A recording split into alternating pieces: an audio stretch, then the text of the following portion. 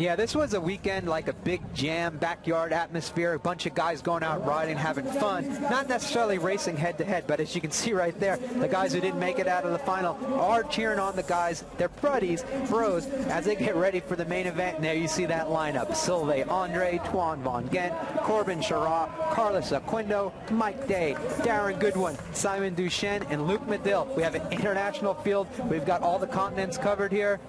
It's going to be pretty interesting to see. And all the way from the land down under, like we said before, that elder statesman, but that experience has carried him all the way from Australia, Sydney Airport, into the main event here in Berlin.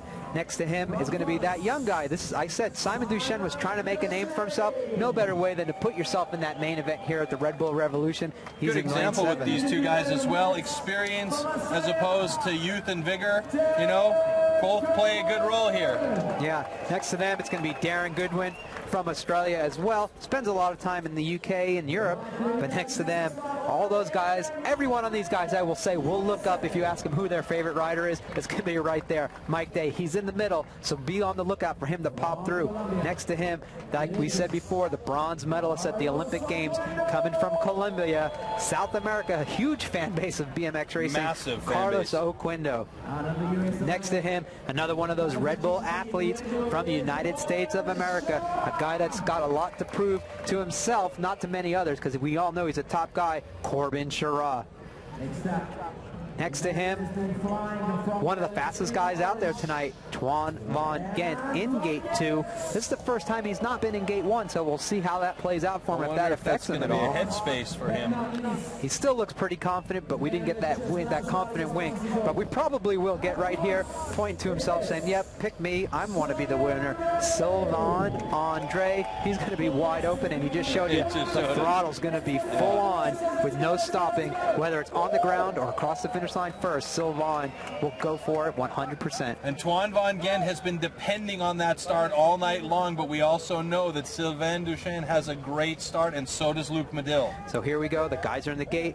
The call started. Let's see who will win Red Bull Revolution.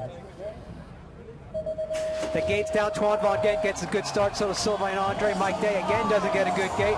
Sylvain Andre goes down, and now it's going to be Twan Van Gent out in the lead with Corbin Charrat, that second place spot. Mike Day's in third, so we'll see what's able to come. Mike Day came from last before, but right now Twan Van Gent's on it. Can Corbin Charrat catch up to him, slow him down? Right now it doesn't look like it. Twan's out in the lead, but Mike Day's stalking that second place spot. But Twan Van Gent's got a solid grasp on the lead right now. Let's see what happens as they get ready to come into the box jump and to the second to last turn. Box jump is clean for Twan Van Gent, and he is pushing hard as he tries to hold off the rest of this field. Mike Day coming hard. He's in second place, and here comes Mike Day. You might be right, Pete. Mike is really working hard to try and catch up with Van Gent, but it's not going to happen. Van Gent gets this one. Charrat in second place, and third goes to Day. Duchesne gets fourth, Medill fifth, and Oquendo is sixth place. So Twan Van Gent, a little bit of revenge for not doing as well as he wanted to in the Olympics. And here we go. He is your winner of the first ever Red Bull Revolution. And like we said, you saw Sylvain Andre said he was going to hold it wide open. He did. Unfortunately, it was wide open into the ground as he cased that jump.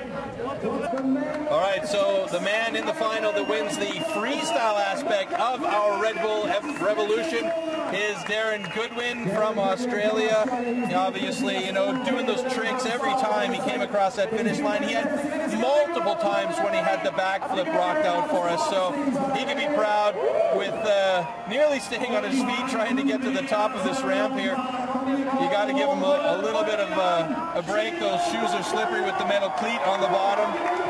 So Darren Goodwin getting the freestyle award here, and Bob Harrow, the originator of freestyle BMX, is right there to present him the award for freestyle. And Bob Harrow actually played a huge role in this event by doing all of the artwork on these number plates, and these number plates were all customized for each rider. They got their own number, their own customized number plate from Bob Harrow, so that is a huge contribution from him, the master himself. Yeah, Bob Harrow's, you know, great ambassador of our sport. He's come back into it in the last couple of years, and it's great to see. He's out here, and again, that's a perfect mix of BMX race, and Bob Hart started out racing and then went over to the freestyle side. And he's the empathy of what this event is all about, BMX and freestyle all together in one place at one time.